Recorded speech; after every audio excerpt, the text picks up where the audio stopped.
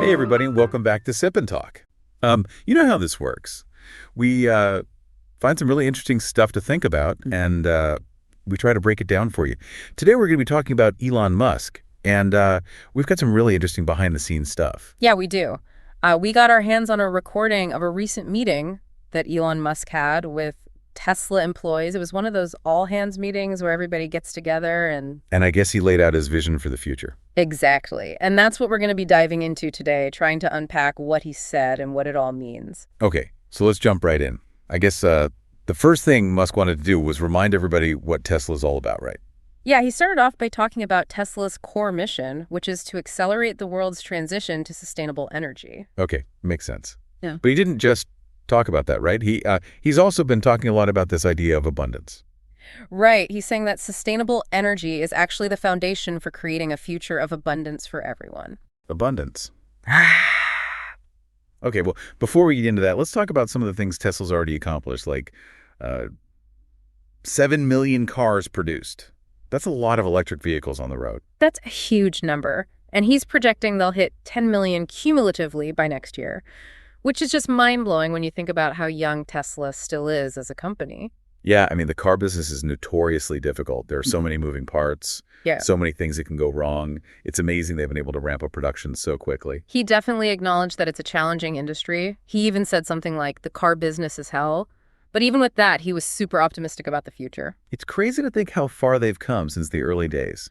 And he also talked about how Tesla is still attracting top talent in engineering and manufacturing, right? Yeah, that was a key point. He said that Tesla, along with SpaceX, is still a magnet for the best and brightest engineers and manufacturing experts in the world. That makes sense. Yeah. If you want to be on the cutting edge of technology and innovation, Tesla's definitely the place to be. And it wasn't just about making a ton of cars. He also talked about safety, right? Right. He was proud to report that work-related injuries at Tesla have actually declined. And he credited that to everyone on the team working together to make safety a priority. Okay, so building a sustainable future and creating a company culture that prioritizes safety. That's all great. But what about this idea of sustainable abundance for all? What does that even look like? Well, this is where it gets really interesting. He's basically talking about a future where people have access to any good or service they want whenever they want it. Wow, that sounds almost like science fiction, like a Star Trek replicator. It does sound pretty futuristic, but he believes it's possible and that the key to unlocking this abundance is the combination of robotics and AI. Okay, so robots doing a lot of the work and AI making sure everything runs smoothly. Yeah. That brings us to Optimus, the humanoid robot. I've seen some of the videos. It's pretty impressive how quickly that's developing. Yeah, they're making huge strides with Optimus. He talked about how eventually everyone could have their own Optimus robot to help with everyday tasks. Like imagine a robot doing your laundry, mowing your lawn, even helping with childcare. That would free up a lot of time for other things. So it's not just about automating jobs. It's about creating more leisure time for people. Exactly. And the idea is that these robots would be powered by sustainable energy sources like solar and batteries. So it's all connected. This vision of abundance is built on a foundation of clean energy. And we can't forget about space. Is Mars still part of this grand vision? Absolutely. Getting to Mars and becoming a multiplanetary species is still very much a part of his long-term thinking. It's all about expanding the horizons of humanity. Okay, so from sustainable energy to robots to Mars. It's a pretty ambitious agenda. But let's come back down to earth for a minute and talk about Tesla's current product lineup. The Model Y seems to be doing incredibly well. It's a global phenomenon. He actually said that the Model Y has been the best-selling vehicle of any kind in the world for the past 2 years, and he expects it to hold that title for a third year running, which is just phenomenal. Yeah, the Model Y is everywhere these days. You see them all over the place. And then there's the Cybertruck, which is unlike any other truck out there. He said the Cybertruck was an instant success, becoming the best-selling electric pickup truck as soon as it was announced. People are clearly drawn to its unique design and capabilities. Yeah, it definitely stands out. You don't see anything else like it on the road. He also talked about Tesla's strong position in the European market, right? Yeah, he highlighted their success in Europe and their continued growth in other parts of the world, like China. Tesla is becoming a truly global company. You know, you see some pretty crazy headlines sometimes about Teslas bursting into flames. Yeah. He actually addressed that in the meeting. He did, with a bit of humor. He basically said that if people don't like their Teslas, they don't need to set them on fire. He was poking fun at some of the more sensationalized media coverage. Yeah, you gotta laugh sometimes. He also mentioned some updates to the Model Y and Model 3, right?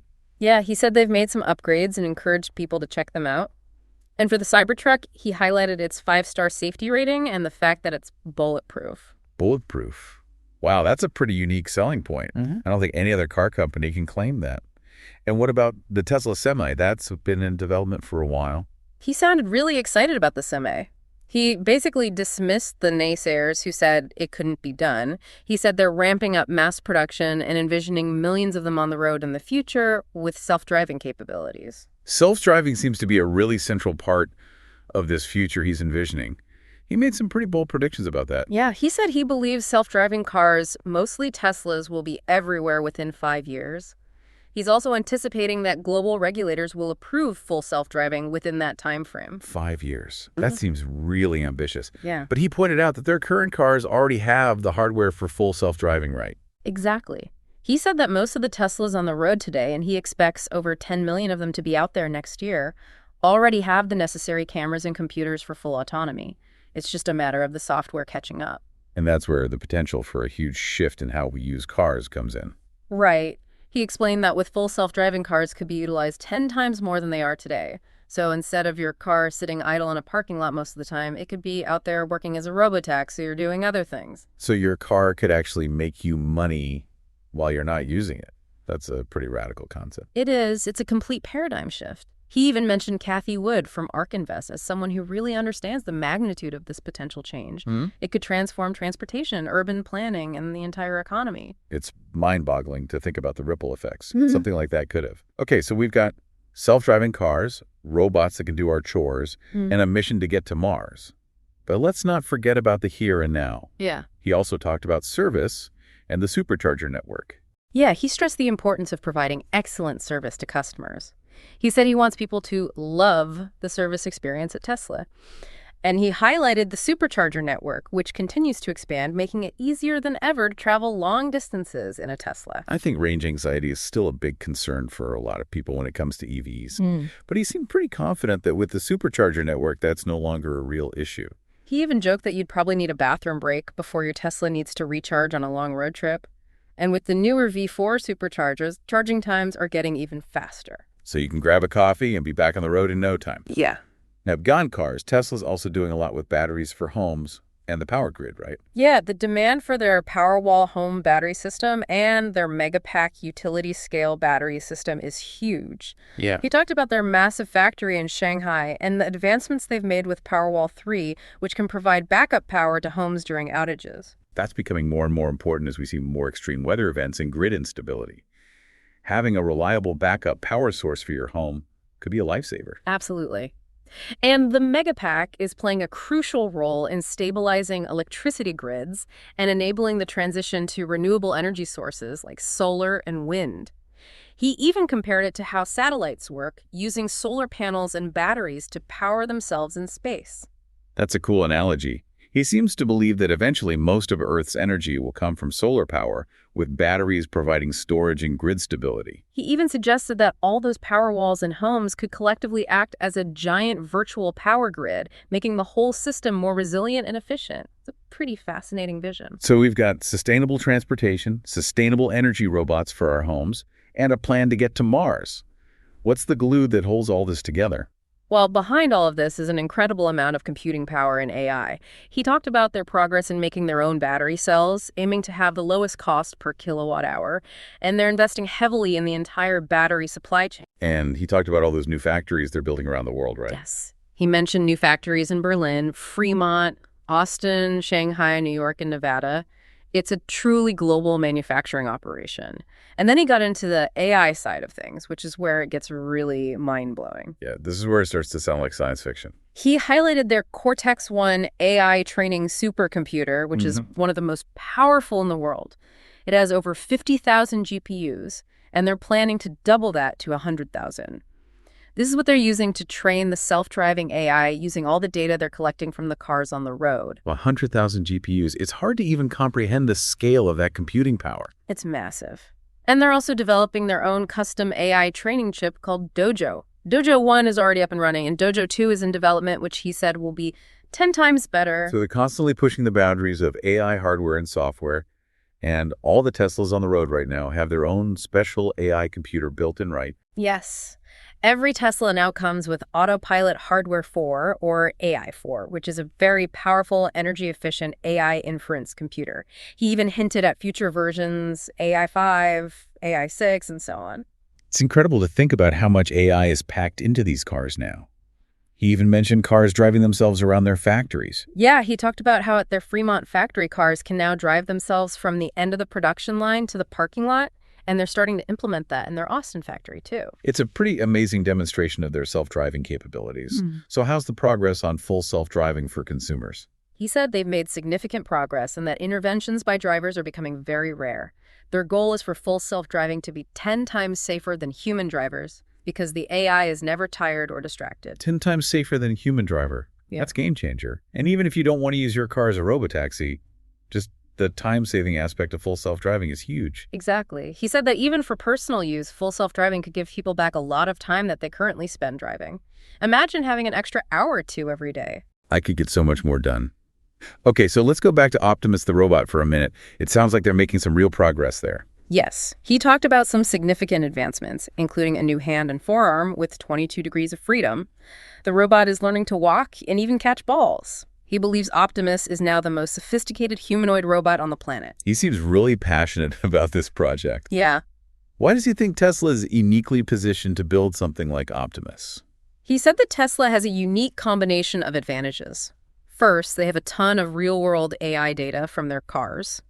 Second, they have expertise in electric motors, batteries, and power electronics. Third, they have strong structural design capabilities. And fourth, they have the ability to manufacture things at scale. So they have all the pieces in place. And he's predicting that Optimus could be even bigger than their car business. Yes. He actually said that Optimus could be their biggest product ever, potentially 10 times larger than their vehicle business. That's a pretty bold statement. Wow. That's hard to even fathom. So when can we expect to see these robots out in the world? He said they're planning to produce around 5,000 to 10,000 Optimus robots this year, and then ramp up production to around 50,000 next year. The goal is to start using them outside of Tesla's own facilities in the second half of next year, with Tesla employees getting priority. Tesla employees getting robot helpers. Yeah. That's a pretty cool perk. He also talked about some really innovative manufacturing processes they're developing. Yes, he described the manufacturing process for the Cybertruck as being like a high-speed consumer electronics production line. They're aiming to eventually produce a car in under 5 seconds, which is just mind-blowing. A car in under 5 seconds. That's insane. It sounds like they're completely rethinking how cars are made. Exactly. He talked about new techniques in casting, including the idea of using giant casting machines to create major parts of the car in one go, which would significantly speed up and simplify the manufacturing process. Okay, so we've covered a lot of ground here. But it wasn't just Elon Musk giving a presentation, right? There was a Q&A session with employees. Yeah, the employees asked some really interesting questions. One person asked about how to apply first principles thinking to teams, and Musk gave a very practical multi-step process. What was that? He said first you have to make sure the requirements aren't dumb. Then you have to delete as many process steps as possible. Then you optimize the remaining steps. Then you speed up those steps. And finally, you automate. That makes a lot of sense. It's about stripping away the unnecessary complexity and focusing on the essentials. Another employee asked for advice on the stock market. He said that people should invest in companies making products they believe will be better in the future or products they love and expect to continue being great. He acknowledged that the stock market can be volatile, but he's obviously very bullish on Tesla's long-term prospects. What about the question everyone's wondering, will robots take all our jobs? He said that robots will likely change the types of jobs people do rather than eliminating them entirely. He suggested a future where people manage fleets of robots or groups of robots. So instead of being replaced by robots, we might end up managing them. Interesting. So we might become robot supervisors instead of factory workers. Makes sense. Someone also asked about other potential future products like electric airplanes or high-speed trains. He said that he's personally interested in electric supersonic VTOL jets and Hyperloop-style vacuum tunnels. And he mentioned that Tesla already has a lot of the technology that would be needed for electric aircraft. But he said they're too busy with their current projects to pursue those right now. So maybe someday we'll see a Tesla airplane. It's not out of the realm of possibility. He also talked about how Tesla's mission has evolved over time. Yeah, he confirmed that it's gone from sustainable transportation to sustainable energy, and that they're thinking about updating their mission statement to something like sustainable abundance for all to encompass the robotics and AI work they're doing. That definitely captures the full scope of their ambition. Did he share any general life advice? He recommended being curious, reading a lot, especially history and biographies, and listening to audiobooks for both learning and relaxation. Good advice. And he talks about Starbase down in Texas and a potential art project. Yeah, he described Starbase as a small town with a giant rocket factory, and he owns some land across the river where he's thinking about creating a large-scale art project with an alien planet theme. Sounds pretty cool. Definitely in line with his out-of-the-box thinking. Any thoughts on how AI could help us with our personal finances? He suggested that AI, like their Grok chatbot, could help people make better financial decisions. He talked about how Grok can do things like analyze your spending habits and give you personalized recommendations. That could be really helpful, especially for people who aren't very financially savvy. What about Tesla's master plan? He said that they're currently in phase 3 of their master plan, which is all about sustainable energy. And they're already thinking about a potential master plan 4, which would focus on abundance through self-driving cars and robots. Always thinking ahead. The final question was a pretty thought-provoking one about the potential downsides of a future with so much abundance. Yeah. The employee asked whether utopia could actually lead to dystopia, and Musk acknowledged that humans need some level of adversity and challenge. He suggested that things like sports and mental competitions will likely still exist. And he also mentioned the potential for human enhancement through Neuralink in the future. So even in a world of abundance, we'll still need to find ways to challenge ourselves and strive for something. It's a really interesting point to consider. He ended with a pretty intriguing thought about the future being uncertain. Yes, he said that the most interesting and often the most ironic or entertaining outcome is usually the most likely, which I think is a really good reminder that we can't predict the future with certainty. We all know how tough it is to stay on top of everything that's going on. So much information flying around. It's hard to sort through it all. Absolutely, it can be overwhelming. It's fascinating, isn't it? For years, Tesla was basically synonymous with electric vehicles. Right, like the only game in town. But lately, the landscape is getting a whole lot more complicated, wouldn't you say? Oh, for sure. Things are shifting rapidly. Tesla is no longer just out in front. They're facing challenges from multiple directions. So we've been digging into all sorts of sources, market reports, industry news, you name it, to bring you the most important insights on Tesla's current situation and what the future might hold. Exactly. We've done the heavy lifting, so you don't have to. So without further ado, let's jump right in. And maybe the first thing that pops out from all this data is the level of competition they're facing now. It's not just the traditional car companies slowly easing into the EV market anymore, right? Definitely not. It's become so much more intense. You've got these Chinese EV manufacturers like BYD, NIO, XPeng. They're coming in strong with competitive pricing and a rapid pace of innovation. Yeah, those names are popping up everywhere. And if you look at the numbers from China, like just January of this year, it's pretty stark. Tesla's production there plummeted by almost half, 49%. Meanwhile, BYD, their sales soared over 90% growth in the same period. Yeah, it's a huge swing. It really shows how the dynamics are changing, particularly in key markets like China. And it makes you wonder, right, is it purely a price thing or is there more to it? Well, price is a big part of it, no doubt, but these Chinese companies, they're also incredibly agile. They're adapting quickly to local tastes, and they're bringing new tech and features to the table really fast. It's putting pressure on Tesla across the board. And this isn't just a China story either, is it? No, not at all. We're seeing similar trends in other important markets. For example, Tesla sales in Australia have tanked down by 71%.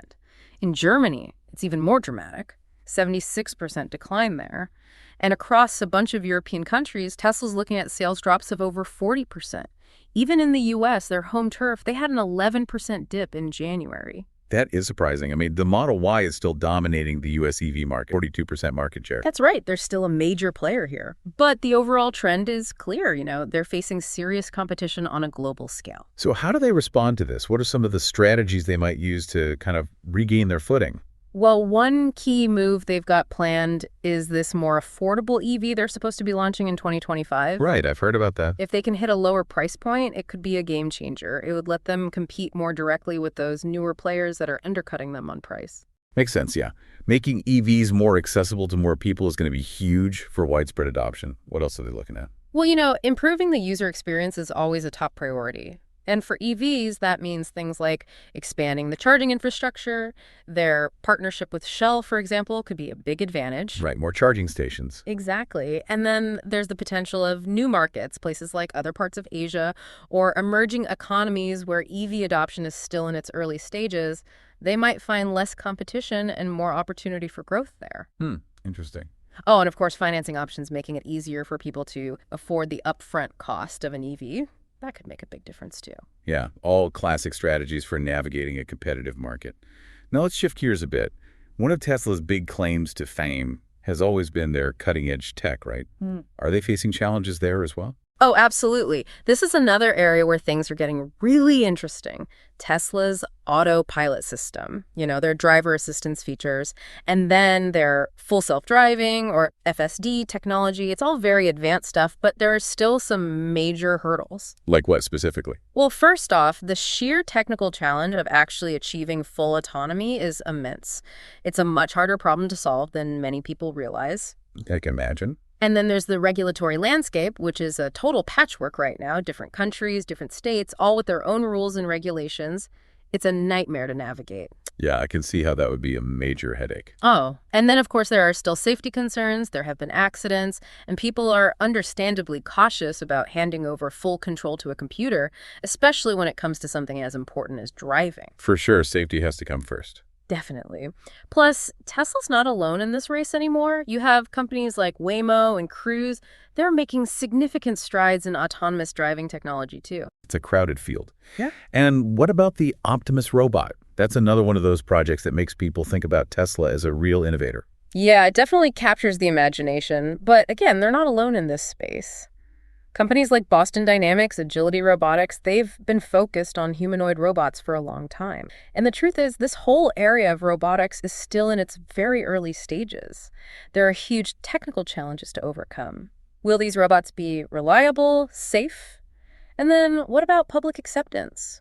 Are people ready to have robots walking around among us? That sounds like a science fiction movie come to life, isn't it?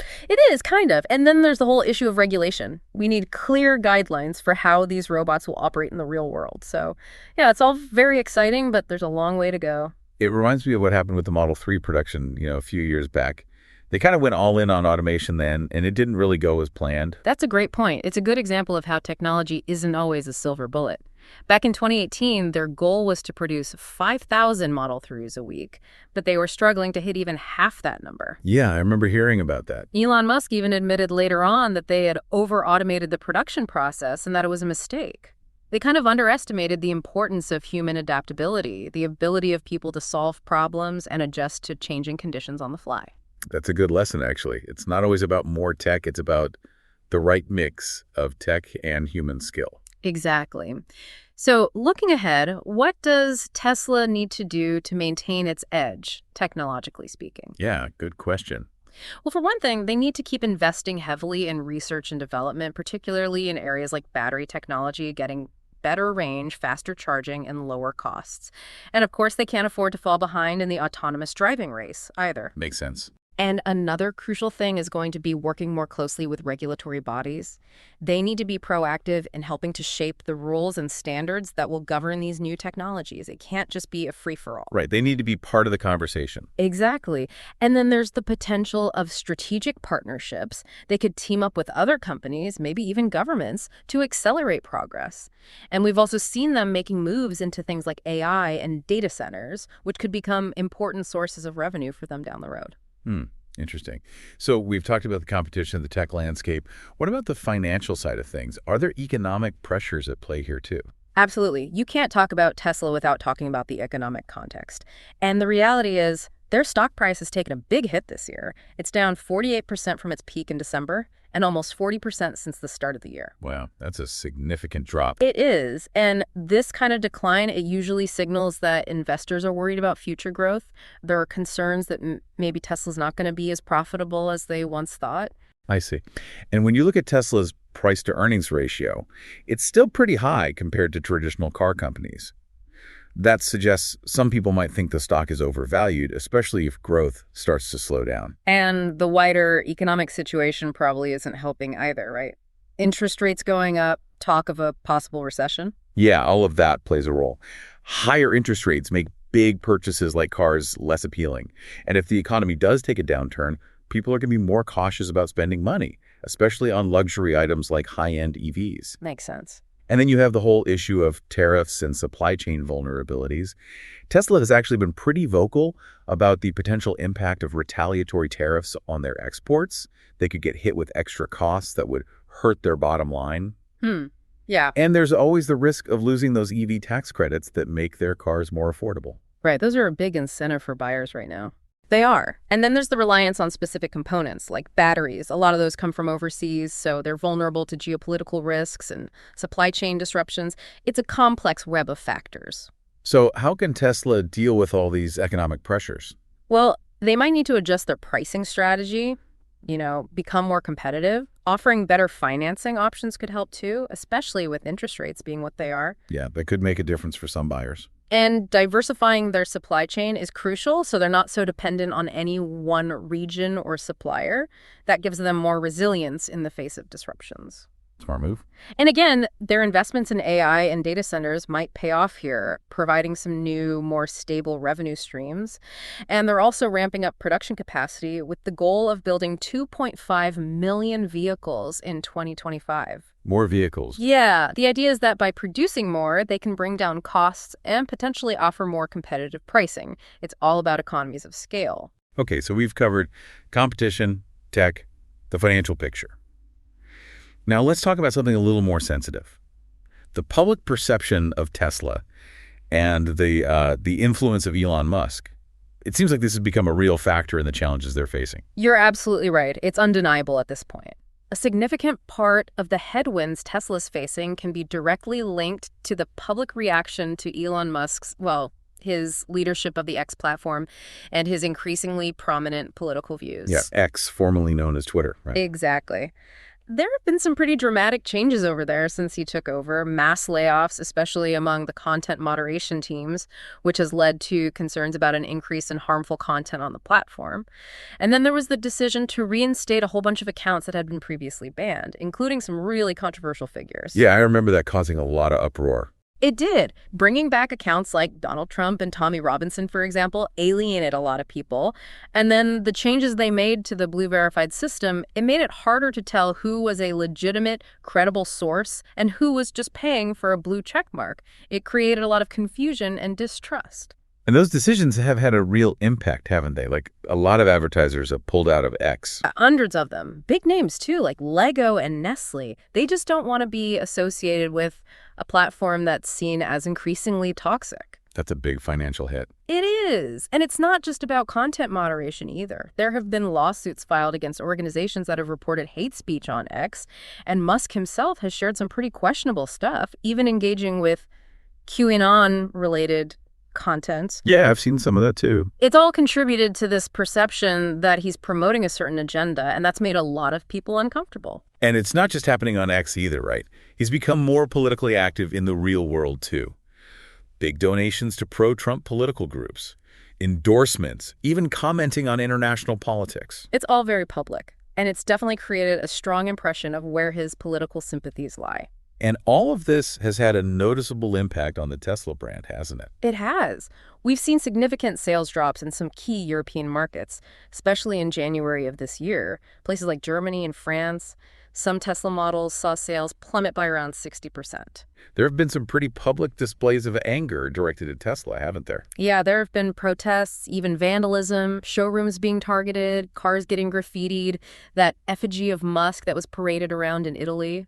It's a pretty clear sign of how strong the negative sentiment is in some quarters. Yeah, you can't ignore that kind of thing. Definitely not. And you've also got government officials in some countries calling for boycotts of Tesla, and surveys showing a drop in the number of people in the UK who would consider buying a Tesla now. In fact, a lot of current Tesla owners in the UK are apparently thinking about selling their cars. Wow, that's pretty drastic. It is. And there have been documented cases of people canceling their Tesla orders, specifically citing Musk's actions as the reason. It kind of feels like, as one investor put it, they might have the world's best product with the worst marketing right now. It does, doesn't it? The brand image has taken a real hit. So how do they even begin to address this? It seems like a really tough situation. It is. But one thing they could do is try to really emphasize their core mission, the sustainability angle. Remind people that Tesla is about more than just Elon Musk, that they're a company dedicated to clean energy and a greener future. Right. Refocus on the product and the mission. Exactly. And maybe try to distance the brand from all the political stuff, try to regain some sense of neutrality. They also need to be more transparent about their decisions. And maybe most importantly, really work on improving the customer experience, building stronger relationships with their buyers. Okay, so what can they do to improve on that front? Well, they need to make their production lines more flexible so they can adapt to changes and problems more easily. Investing in even better manufacturing technology could help too, along with really rigorous quality control checks. Catching problems before they become recalls is key, and the expansion of their gigafactories gives them a chance to implement these improvements from the ground up, so that's a positive. All right, makes sense. We've covered the vehicles, the tech, the financial picture, the brand image. What about Tesla's other ventures, like their energy storage solutions? Is that part of the business facing similar pressures? It is the energy storage market with products like the Powerwall for homes and the Megapack for larger scale applications. It's getting more and more competitive. There are a lot of companies coming in with their own energy storage solutions. Oh, wow. I hadn't realized it was that crowded already. It is. And then you have the added challenge of dealing with renewable energy, which is inherently variable. The sun doesn't always shine, the wind doesn't always blow, so you need smart storage systems to smooth things out. Yeah, that makes it even more complex. It does. But one strategy Tesla could pursue is to develop new, more creative applications for their storage products, maybe find ways to integrate them more closely with their EV ecosystem. So you've got this sort of holistic energy solution for people, powering your home, your car, everything. That's a cool idea. It is. It's about connecting the dots between their different products and services. So to wrap things up, let's hear what the financial experts are predicting for Tesla's future. Well, the current projections show a pretty healthy increase in revenue for 2025. They're estimated to reach $127.61 billion, up from about $100.12 billion last year.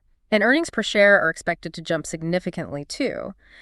But here's the thing. When you look at the specific stock price predictions, there's a huge range. Some analysts are super bullish, seeing the stock going way up. Others are much more pessimistic. So a lot of uncertainty. Yeah, basically. It really comes down to how well Tesla can navigate all the challenges we've been talking about. If they can overcome them, the stock could soar. If not, well. It could be a bumpy ride. It seems like Tesla is facing a real convergence of pressures right now. Intense competition in the EV market. The ongoing race to develop truly autonomous driving. Economic headwinds, the public relations challenges stemming from Elon Musk's actions, the need to keep improving their production processes, and a growing energy storage market that's getting more crowded by the day. That's a great summary. It's a lot to juggle. It is. And their success will depend on how well they can innovate, how effectively they can work with regulators, how efficiently they can produce their vehicles, how strategically they can expand into new markets, how resilient their supply chains are, how skillfully they can manage their brand image, and how well they can adapt to the ever-changing economic landscape. I agree. Okay, so that was a deep dive into Elon Musk's vision for the future. It's a lot to process, but I think the key takeaways are that we're on the cusp of some really transformative changes. The combination of sustainable energy, AI, robotics, and full self-driving has the potential to completely reshape our world in the coming years. And it makes you think about the role we'll each play in this future. What will our jobs look like? How will we spend our time? What new challenges and opportunities will arise? Those are great questions to ponder. And speaking of pondering big questions, our good friend Micky has a fantastic YouTube channel called Mickytolife. Oh yeah, Micky's awesome. We've known him forever. He's got great travel vlogs, whiskey and alcohol unboxings, and he even makes his own music. Definitely check out Mickytolife on YouTube. It's a great channel. And with that, thanks for joining us for another deep dive. We'll see you next time.